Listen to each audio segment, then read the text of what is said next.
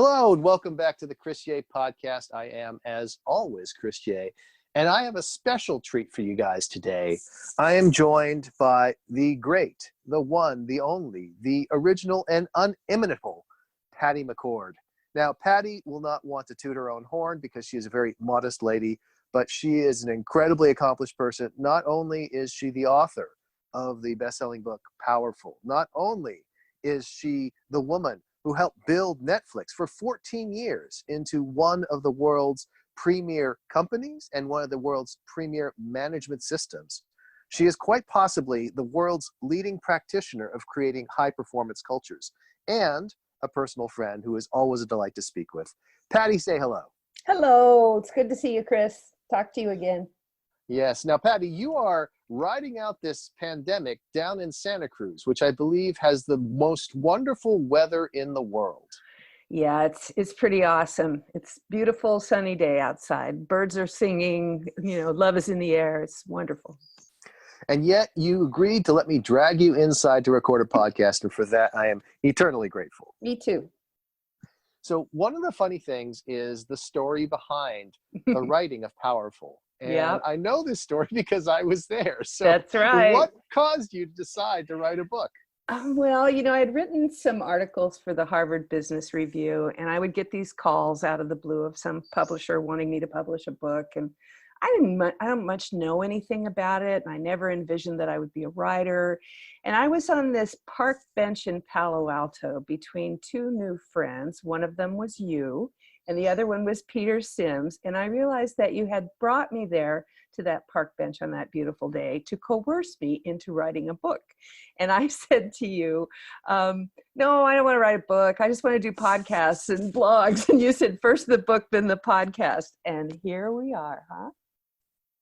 Well, I hope you don't regret the arm twisting that Peter and I applied. No, it was wonderful. It was working with the Silicon Guild and with you guys was just the best thing ever. I did a talk at a conference on working from home back before we all worked from home, working remotely. And I thought, what do I have to say about this? All the jobs I've ever had, I've gone into the office. And then I realized that all the people that work with me on the book, at that point in time, we had never been in the same room with each other. We did everything remotely. So P.O., my publisher, lives in Lincoln, Nebraska, and he helped me find my administrative assistant who also lives there. My editor lives in Manhattan. My copy editor lives in San Francisco. My PR launch firm is in Austin, Texas, and I'm here in California. So it was super fun to be able to do it that way. Now, of course, while I would hope that everyone listening in has already read Powerful, as you know, that as an author, that's usually not the case. If you had to summarize this great book in a couple of sentences, what would you say? Well, I kind of sometimes refer to it as the Hitchhiker's Guide to the Netflix Culture Deck. So if you haven't read my book, it's likely that somebody has showed you at some point the Netflix Culture Deck, which was originally an internal onboarding document that we used to talk to people, employees, about what it was like to work there. And when I left the company, when I would meet with entrepreneurs or CEOs or other companies, they would throw that down on the table and say, I want to do that. And I would say, look, it took us 10 years to write it. You don't get to do it right away. But then I realized that people just needed some very practical, evidence-based, examples of how we actually did it, how we built the culture and the uniqueness of it and the ability, the instinct to experiment and innovate, even the way we manage people over time. And so that's why I wrote the book. Now, one of the great things about the book is, and I can say this from personal experience, you and I have spoken together at different events many times now, and It's always a delight. And one of the great things about the book is it accurately captures your voice and your energy, right? That is something that is so important because when I read a book, I want to feel like I know the person behind the book, and it comes through. Well, I don't know how to do anything else, so there you have it. Well, we're going to go ahead and dive into this world that has got you quarantined down in Santa Cruz, most beautiful weather in the world, got me up here in Palo Alto recording this podcast on a beautiful sunny day.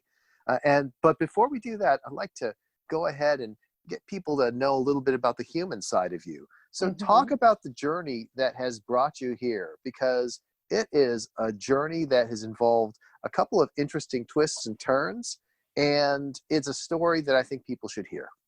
Ooh, how far back you want to go?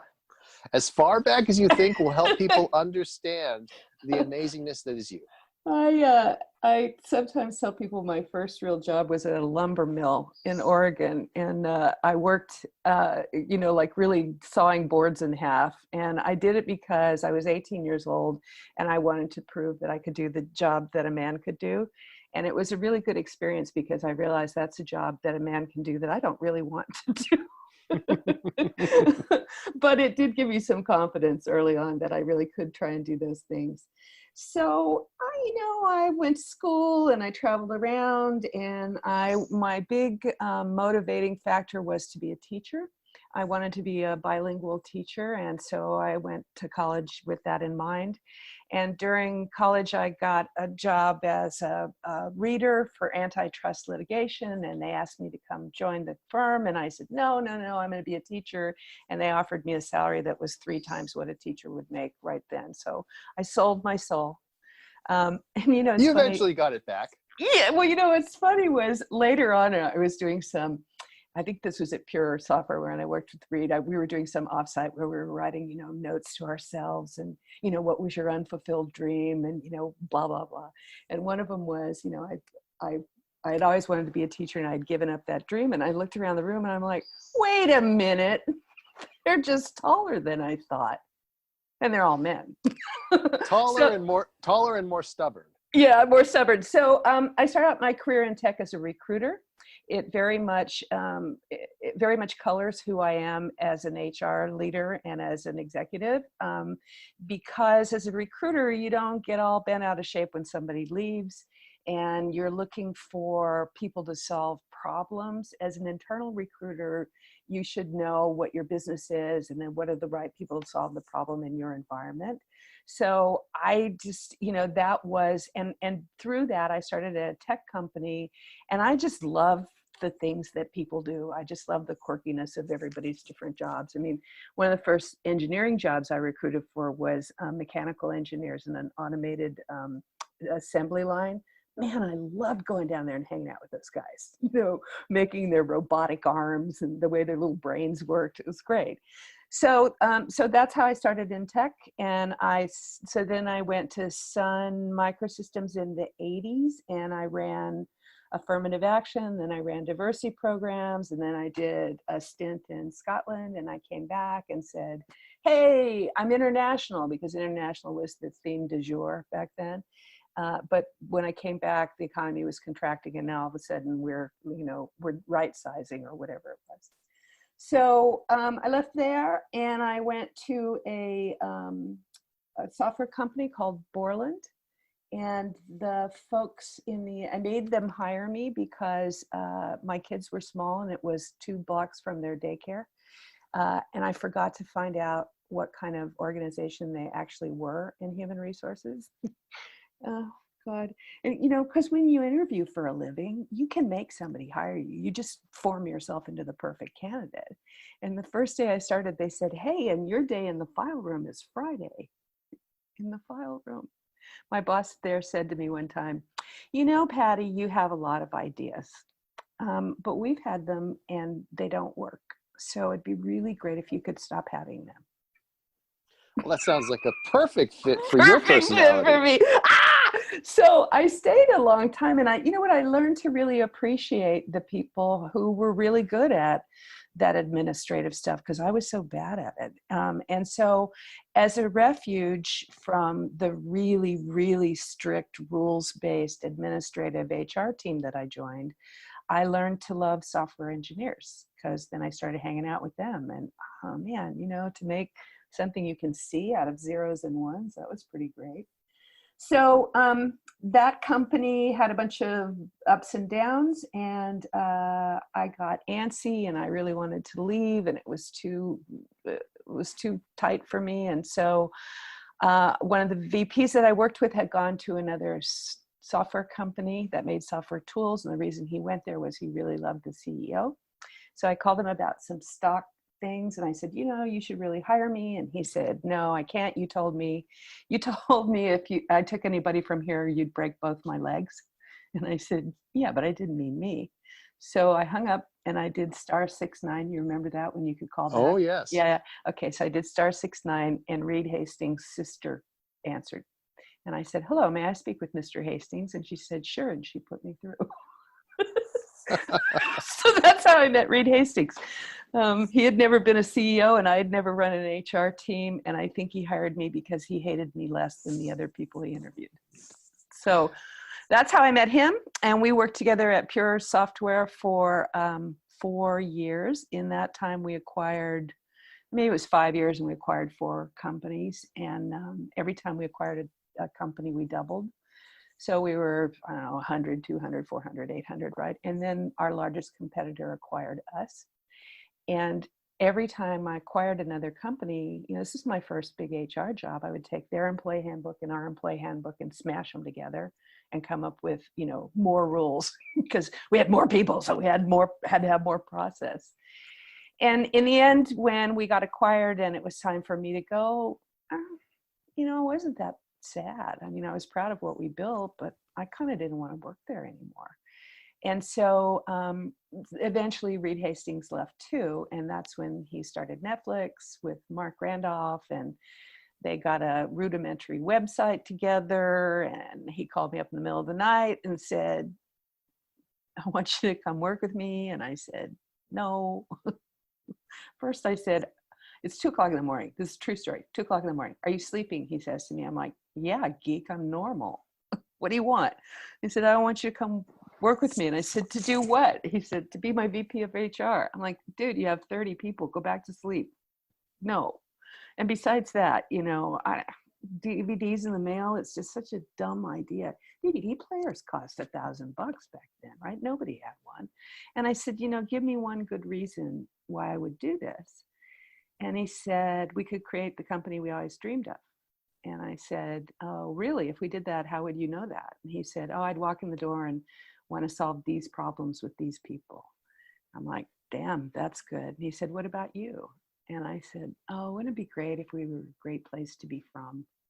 And what I meant was like having Apple on your resume or Netscape or, being a cool company. And I realize now that actually very much permeated how I think about work now, right? And I think about building teams. I tell people now, your job as a leader or manager is to build a great team that does amazing work on time. And you actually want to be able to create an ongoing series of resume-worthy experiences, right? And when you look at work like that, it just kind of changes your whole perspective on it. So that's my story. I'm sticking to it. Well, as you know, I could not agree with you more. That is part of what we ended up baking into our book, The Alliance, I wrote with my Reed Hoffman. Yeah. And it's all about how, the most important thing you can do to be a great employer is to provide people with the opportunity to accelerate their careers. Yeah. And people so seldom realize this. And it's awesome when I meet someone who also does. Chris, I was doing a talk last year in Canada with 1,000 CEOs. And I said, raise your hand if you're in the position the job that you had when you graduated from university. And of course, 0 hands went up. And I said, raise your hand if you think the most important people metric in your company is retention. Right? Of course, 999 people raised their hands. I'm like, it doesn't seem a little weird to you? Just a little, hypocritical? Just asking, just saying.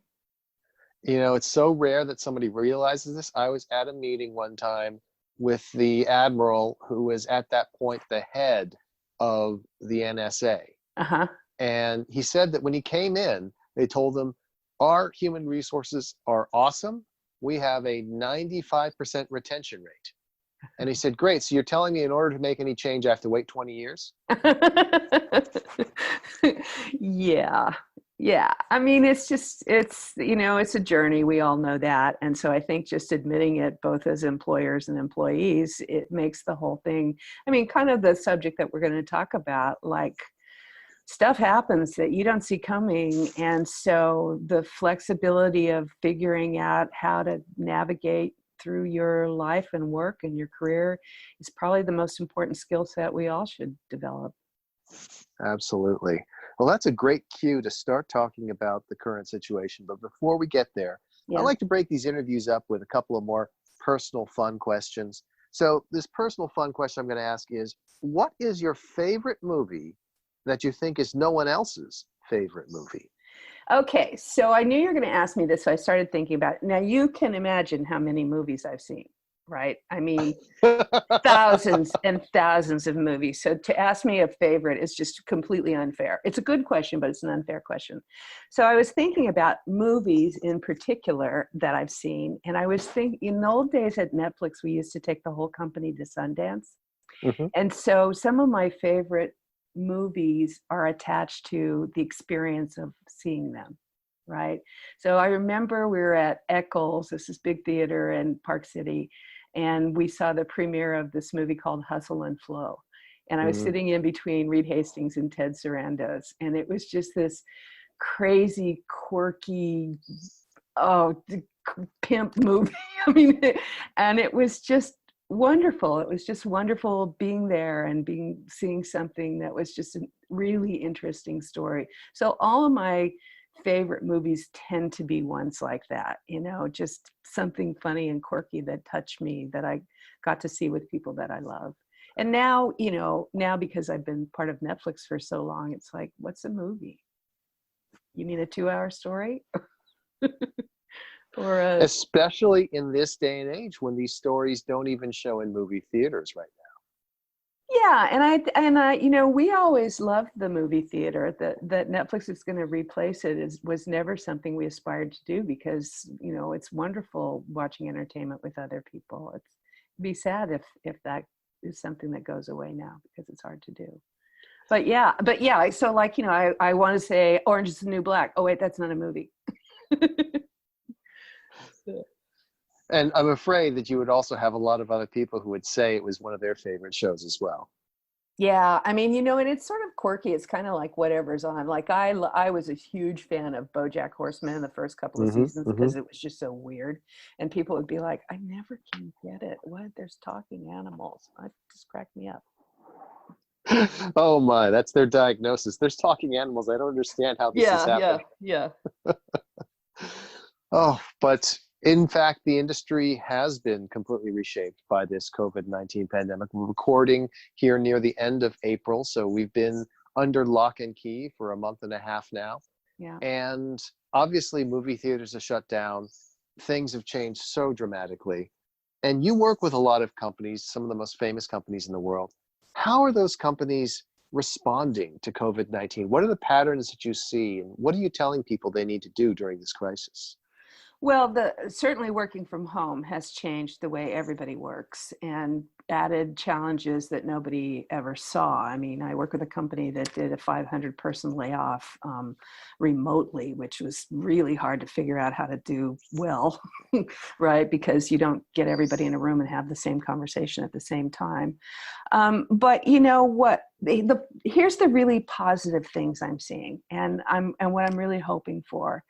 A lot of the rules and structure and keeping track of people and processes that we have to do, or, you know, we're realizing that we don't really have to do them, and that we can measure people's productivity by what they get done, rather than are they in the office working, right? Are they attending that meeting, right?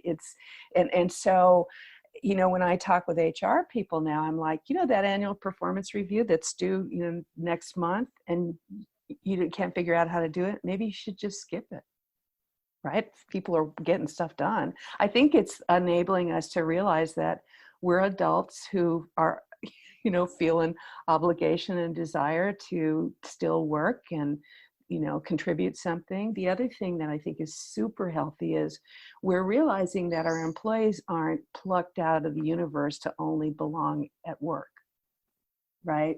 We're actually literally seeing into each other's lives and realizing that, oh, wow, this person isn't just, you know, a geeky software engineer who sits in that dark corner. He also has 3 kids and an adorable dog. You know, it's funny. We were talking before we began the recording. You mentioned if you hear any chirping, don't get worried. There's just a bird that found its way inside my house and I can't get rid of it. Did you hear it? Not yet. I'm hoping Okay. that it'll make an appearance. Now No, people he's can in the listen other for room. it. Yeah, I'm assuming it's he. Yeah. Yeah, I mean, I think that, and that's one of the things I've been talking about for years, which is the concept of freedom and responsibility, right? If you allow people to be adults who are smart, who are capable of solving problems, and give them the right context for doing that, then most people will do that.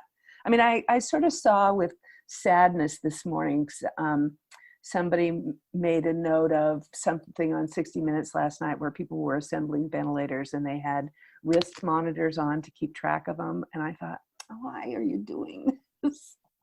You know, if it's your, Wrist monitors. yeah, I mean, it's like, I'm hoping with my whole being that what comes out of this is more trust in each other. People want to work.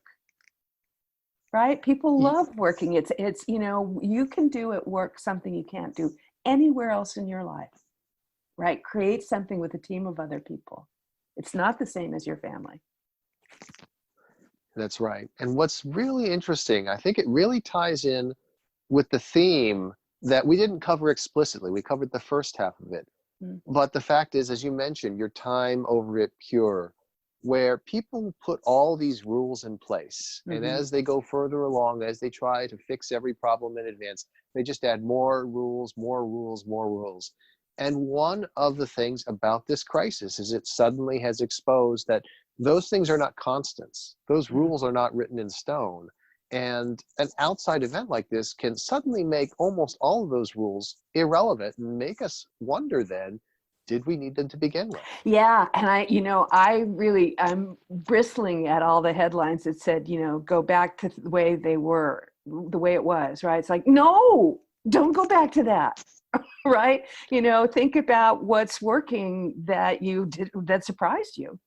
Right. And so go back to a new world, right? It's a great time to start over and just rethink all that stuff. I'm hoping it just shocks people into like, whoa, maybe I don't need that. So the Netflix story is precisely that. It was that, well, we had a big layoff. We're doing things pretty traditionally, and then we laid off a third of the company. And it was how we laid off the third of the company because we were running out of money. So back, you know, I know this is a theme of our talk today, which is what do you do when the revenue stops? And the situation for us was, what do we do when the VC money stops and we can't complete our IPO and we're so capital intensive?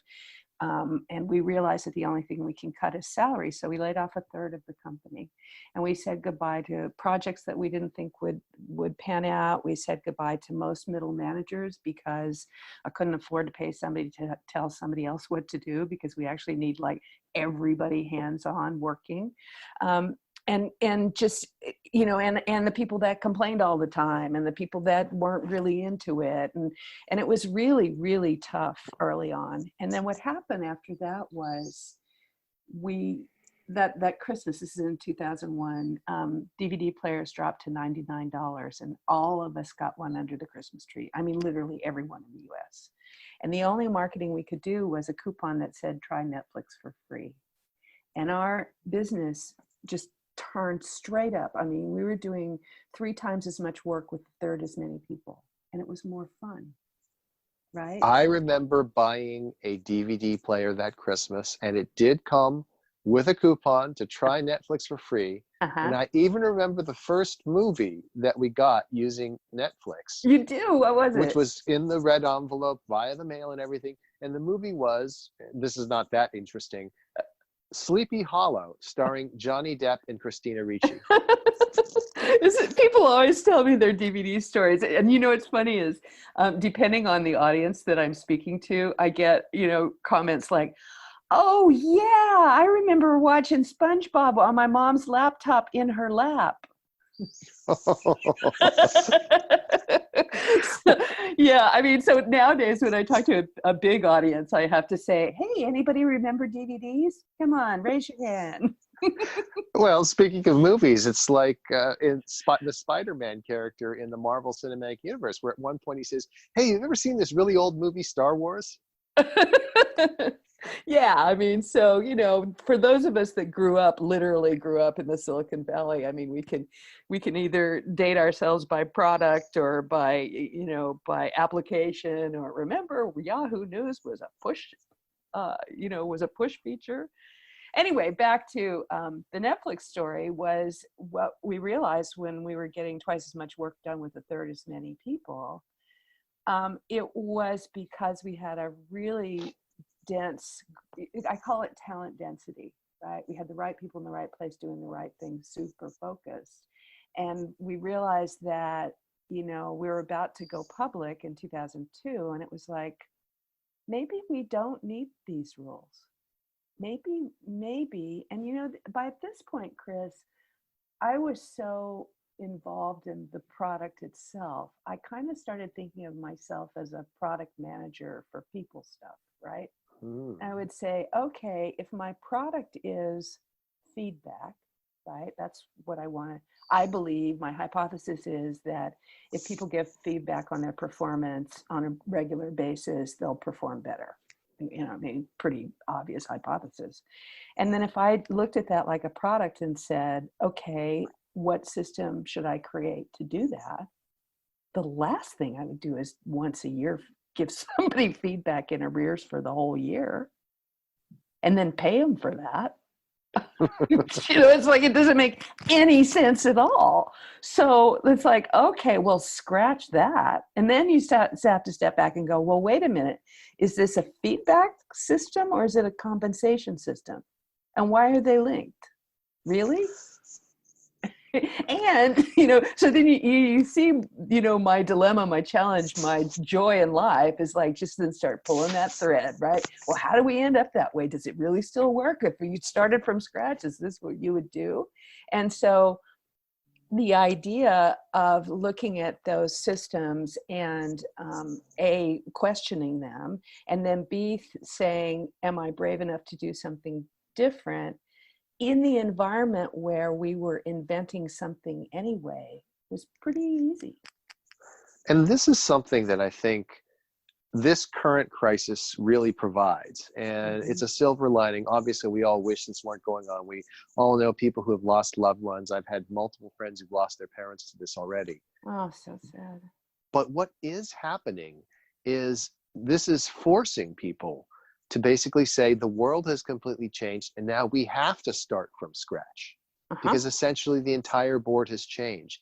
And if we are going to start from scratch, the question is, are you going to take the attitude of, well, let's just try to do everything as close to before as possible? Or are you going to say, given that we're starting from scratch, how can we be as effective in this moment as possible? Yeah. And I think people are doing that every day. I mean, you and I are seeing each other more than we've seen each other in a long time. And I'm finding that with a lot of my acquaintances and, friends and colleagues and alumni, just sharing, it's funny because one of the things I rail against is the term best practices, right? And because those of us who worked in the field I work in know that it only means what everybody else does. Right. Nobody measures it. Nobody, figures sets and say, well, how we know it's best and how do we test that? And, blah, blah, blah, blah. It's just that we copy each other all the time. And what's a little bit different now is I see a lot of sharing about, what did you try? How did it work? Oh, okay, let's try that. Right. Knowing that none of us has it figured out. Absolutely. And even in the case of our peers, and I think of, people like you as my peers, even though you're far wiser than I, but we talk to fellow authors, and again, we don't know the answers either. We're the experts. We don't know the answers, but what we can do is share with each other what we're experimenting with, what we're trying. And that is the spirit that I think everyone needs to have. Yep. Now, I agree. one of the things that I think people can hear from talking with you is you have a very distinctive personality. So what would you say is the character trait that best describes your self-image? If you have to sum it up, what is Patty all about? I think it's that I'm empathetically, brutally honest. When I meet people in person, as some people who've read my book, they're like, "Oh, you're so nice." Well, you are nice, you're compassionate, you're kind, but you're blunt. I didn't expect it from you. And, it's funny because there's this whole also trend about honesty, right? Brutal honesty, and, how to give negative feedback and how come you're so good at it. I'm like, well, I practice, and you don't have to be brutally honest. You can just be honest.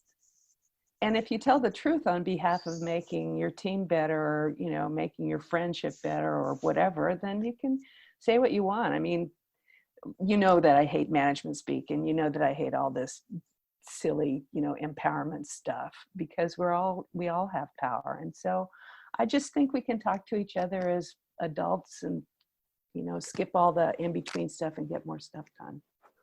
I have noticed that the people who are the strongest proponents of brutal honesty seem to emphasize the brutal part more than the honesty part. I know.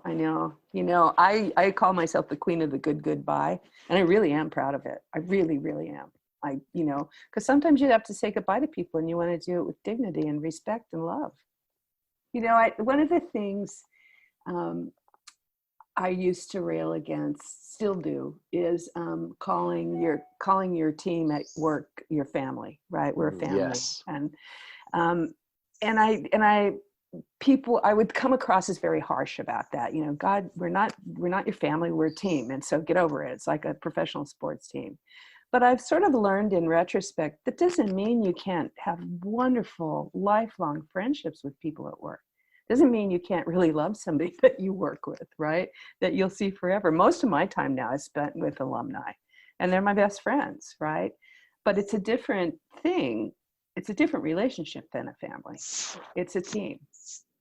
Exactly. And, the other thing that I was thinking about this call, Chris, was, since I haven't been at work, in a company every day for a number of years now, I've gotten to spend a lot of time with actual professional sports coaches, Oh, really? The pros. Yeah. Cause I'm on stage with them a lot. Nice. And I learned a ton from them. And I was thinking, well, maybe now is a time when we're not playing sports to start, picking the brains of those guys.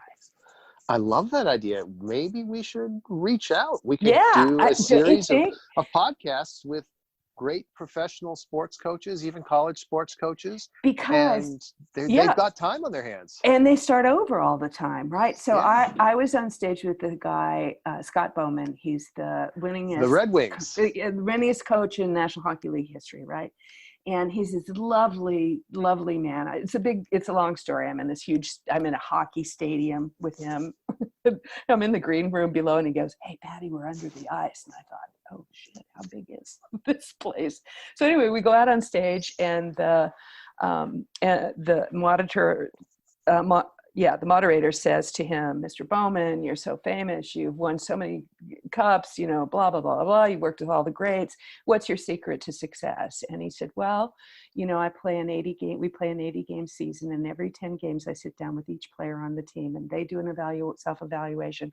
I do an evaluation. We ask the other members of the team.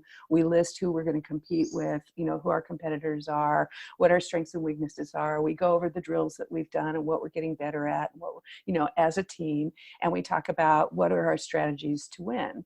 And I just sort of do that with everybody every 10 games throughout the entire season. And the moderator says to me, "Patty McCord, it said that you hate the annual performance review." And I do, right? He said, "Yeah, well, absolutely. What would you do instead?" And I'm like, "What he said?" Yeah. I mean, and I tell that story in front of HR people. I'm like, what he's doing? It's called a performance improvement plan, except he actually means it. In other words, he means performance improvement plan, is to improve performance, I know. as opposed to performance improvement plan is to give me an excuse for firing someone. Exactly. I mean, exactly. So, you know, it's just, you talk to people, and I was in another talk. I was in the audience this time, and the coach of the San Antonio Spurs is on the stage. Greg Popovich. Yeah, and in the audience, and this is a very sensitive group of people. This is learning and development, diversity and inclusion folks, right? And someone says, "Oh, Mr. Popovich, you know, at the end of every season, you have to rethink what you're going to do the next season. I know you spend all this time scouring the country for these incredibly talented young adults, and then some of them get cut from the team. Doesn't it just break your heart to have to do that?" He goes, "No, it's professional basketball." and it's important to note, again, in The Alliance, which is the book that I co-authored with Reed Hoffman, and our friend Ben Casnoka, where we liberally took from interviews we did with you and with Reed Hastings in order to really form significant chunks of the book. Yeah. I talked about Greg Popovich, and one of the interesting things is they have done such a good job of keeping people in the alumni, quote unquote, family, Yes. even if they haven't been associated with the team for decades. Yes, yes. And they get together on the road and they build those bonds, and it demonstrates that the relationship is not defined by the contract. The relationship is defined by the human beings. And by winning together, right? I mean, yes. It's that I alluded to earlier, which is, you know, I'm telling you, because I've observed this for 30 years, that when people go home and go, "It was a great day at work today," to their pet or their spouse or whoever, right? They don't say, "comma, and we had free beer," right? They say, "comma, we did it." Right. Right. And they definitely don't say, "comma, because I kicked some ass, but the company did terribly." Yeah, right. And now, you know, isn't it interesting, like following that thread, what if you don't come home from work? Right. I mean, you're at home working, right? Work is home. There's so many things that are upended now. It's just really a funny thing about that. So my very first job after college, I worked for D.E. Shaw, which is the company Jeff Bezos worked for before he started Amazon. I didn't know him. Otherwise, perhaps my life would be very different. But I got an apartment which was literally 1 block away from my office. And one of the strange things I noticed is that I actually had to figure out a way to transition from the office to home and vice versa. Because most people, they're driving or they're taking a subway or they're walking some distance. And for me, it was just so quick, the transition from office to home, that I had to work out how to actually transition. And I think that that's something people are working out for themselves now, that there's no difference between home and the office. Yeah. And again, both of those, I mean, that question we should be asking it both positively and negatively. Absolutely. It wasn't all good and it wasn't all bad. And it wasn't all good and it wasn't all bad. And how do you have that separation, and what works and what doesn't work? And how do families have to learn to respect each other's boundaries around being, quote, at work, right? On the other hand, I was thinking, as you said that, of the years when my children were little and I would, you know, cry on the way to work and cry on the way home, right? I'm a terrible mother. I'm a terrible employee.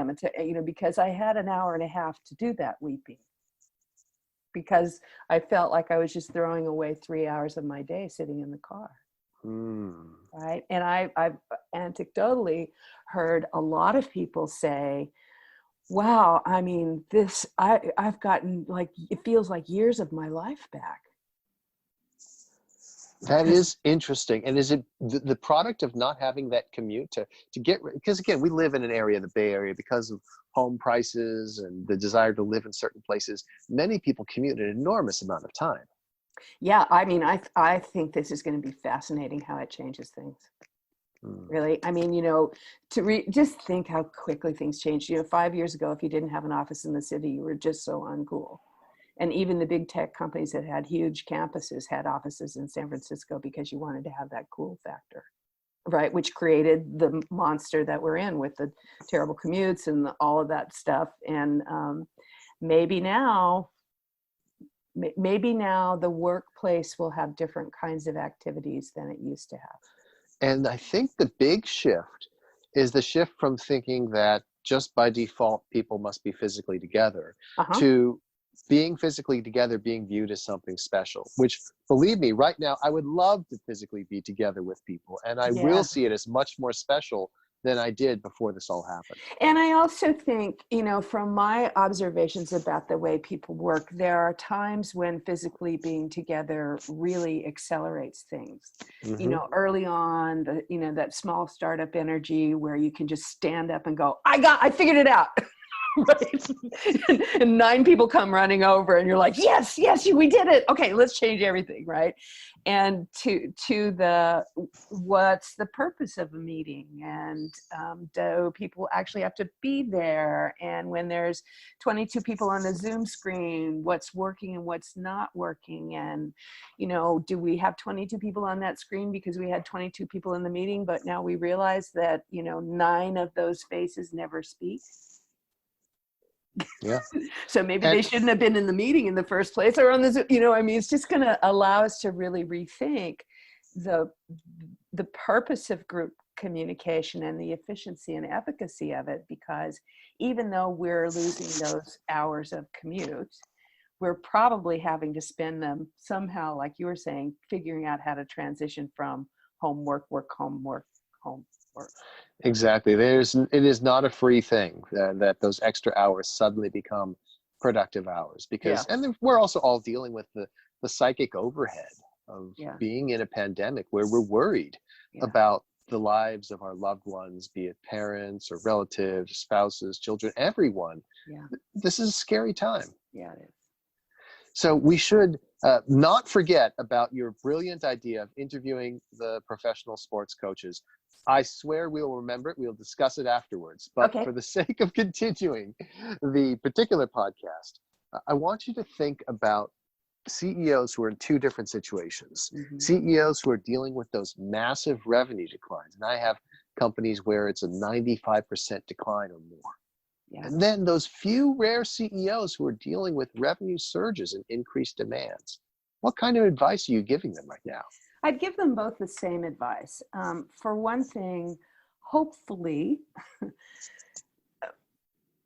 if I were to invent one training program that every company should have, it's to teach everybody in the organization, I literally mean everyone, how to read a P&L, right?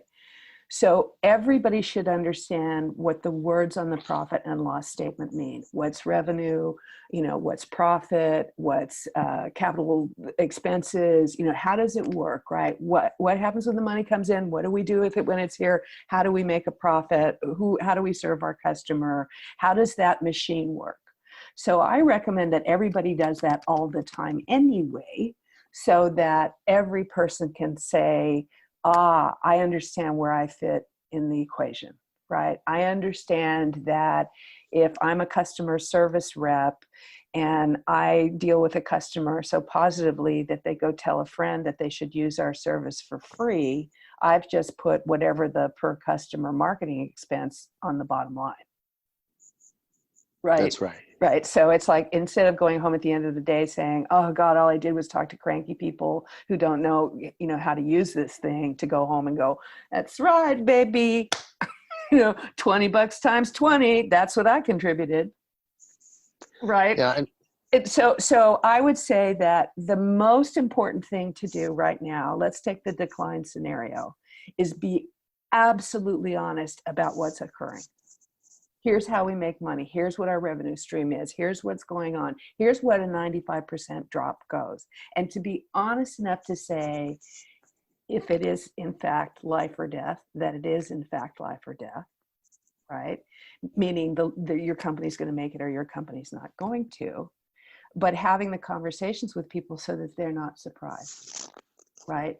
So whatever you have to do to come out of this spin, people need to understand that those are the decisions that you're going to have to be making, and you're going to make them for the good of the business to hopefully, come out on the other side.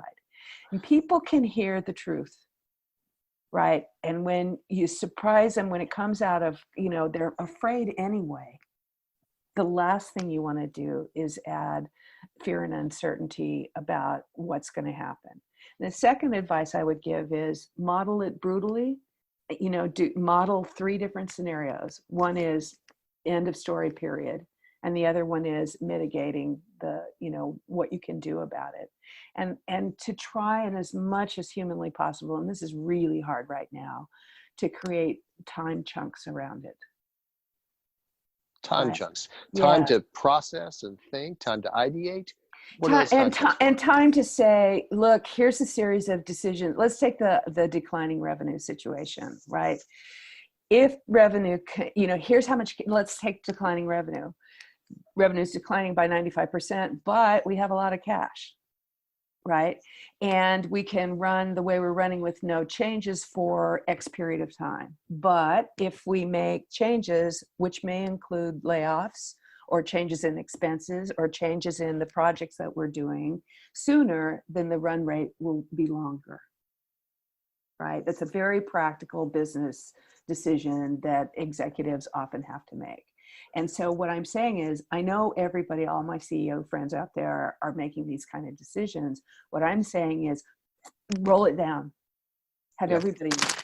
Have everybody know that that's what's in front of you. They can hear it. They're not babies. Don't shield them from the real information. And the same thing with on the other side, right? Which is, if you happen to be lucky enough where your revenue is really increasing, then you have to watch for the fact that it's not going to be the way it used to be. You're not going to be able to take the time to keep everything the way it was, right? That's right. Things will happen really dramatically and very quickly. And so I just, in any situation like this, it's over communicate. Use the same words. I mean, have a plan for what you're going to say, and literally as a leadership team, use the same words over and over and over again. And I think it's so important because, as you described it, do you want to be in a situation where it's just up to you as an executive team to gather information and make decisions? Or do you want all the brains in the organization working on different ways to improve your chances of succeeding or improve your chances of increasing the business? Absolutely. And particularly in the scenario where it's like, well, let's stay afloat as long as we can, but we have to do more with less. What's your perspective on that? Right? And have everybody be a part of like, well, we could not do this, or maybe we could change the way we approach this. And then, on the compassionate side, you've got to decide, are these employees, is this a temporary thing where people can't work? And, do you want to how much can you continue to pay people for not coming into the office while you retrofit your office or your workplace so that they can come in? How do we integrate testing into getting the workforce back in place? How do we start thinking about, if we have to be in the office, do you do it with shifts? I mean, all that practical stuff. And then, I think, because I think about us in the Bay Area, I mean, we're always in a world of hurt as far as talent goes. So now, if we're going to be in another situation where there's a lot of people moving around, how do we facilitate that so it's easier? And how do you make sure that if you're in that position, if there is going to be dislocation of talent and greater mobility and fluidity, that you set yourself up in a way that you're going to be able to even improve the talent you have on your team? Yeah. I mean, but you and I have great minds think alike about this kind of thing, but but it's like, so it's not the end of the world if you're going to split up now. It's the beginning of a new relationship. So it's a really good time. I mean, when you gave me this question, I thought the most important thing to do is to remember to stop and reflect, right? Not just as an organization, but as individuals. Like, what am I learning about myself now? What am I learning that I really love to do? What am I learning that problems that I really, spend my energy solving? How do I think about, my next job, if I'm going to have a next job? And everybody's going to have a next job because even the old ones aren't the same. That's right. right? Nobody stays in the same role doing the same things year after Especially year. It now. just doesn't happen. Especially now. Okay, so it's, I learned this from the engineers that I worked with here in the Silicon Valley. You know how when you're done with a piece of software, you do a postmortem, right? The engineers always get together and do a postmortem, which I always thought was the weirdest. It's like, but they're dead. Why would you? But it's a time to reflect what went wrong and what went right. What could we have seen that we didn't see? What did we learn from the situation, right? How do we take this learning and put it into the next project that we do? And it's this is also where I learned a lot of my work about honesty, because when you go through this exercise with a bunch of engineers, you're not trying to determine who screwed up. You're trying to determine why it didn't work. The way I figure it is, you've already paid the tuition. You might as well get the learning. Yeah, exactly. So I think this is a really good time to make sure that each of us as people, and those of us who lead teams, make sure that we're really paying attention to what's different and what's working and what's not working, and what we thought would work that isn't working. Amen to that. So we're just about ready to wrap up. I want to promise everyone, this is not Patty's last appearance. We're in fact doing 2 of these broadcasts. This first one, as I mentioned, is focused on reacting to the pandemic. The second one will focus on how do we pivot? How do we figure out our best ways to play the rebound and come back even stronger than before? But before we wrap up for today, one last more personal offbeat question. What, apart from your field, are you fanatical about? Well, I've rediscovered putzing around in my garden. Oh. And I am loving it a lot. In my local nursery, I can order plants and they'll put it in my trunk for me. And are you gardening flowers, herbs, Well, vegetables? I moved recently and I have a bigger property, and I think I've told you it has this water feature. It has a stream that runs through it. So I'm learning about like plants that grow in the water, and just putzing around and sitting in the sun and enjoying weeding as Zen, right? Weeding as meditation is my new hobby. It's great. It does sadden me, because I remember, I think it was a couple of months ago before all this happened, when I said, hey, Patty, I'd love to come down and record some stuff with you. He says, yeah, sure, come on down.